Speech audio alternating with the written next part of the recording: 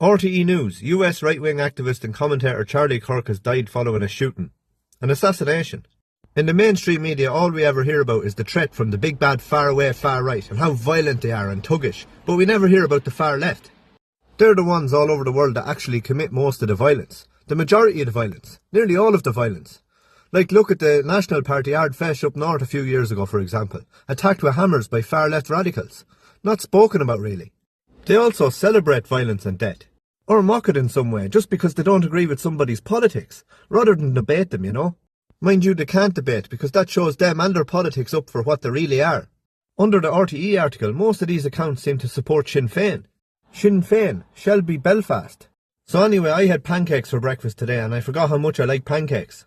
Jerry here, who also turns out to be a Sinn Féin supporter. How's your Second Amendment now, Charlie? And laughing emojis. Jerry, tell me something. I disagree with you politically on the majority of things.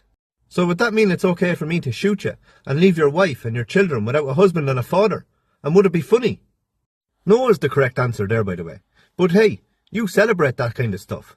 And what have we got here if it isn't Sinn Féin's lubeless bitch Joe Brolly? He reposted the lying scumbag fraudulent Harris's post that said the killing of Charlie Kirk in Utah is appalling and shocking. Young children have lost a father and a wife has lost her husband needlessly. And Brolly the lubeless bitch says a white supremacist who called for gays to be stoned and lampooned, black people as having low brain power. He also regularly said that black Americans had it better when they were slaves owned by wealthy white landowners. Stephen King posted something similar, but he deleted it and apologised.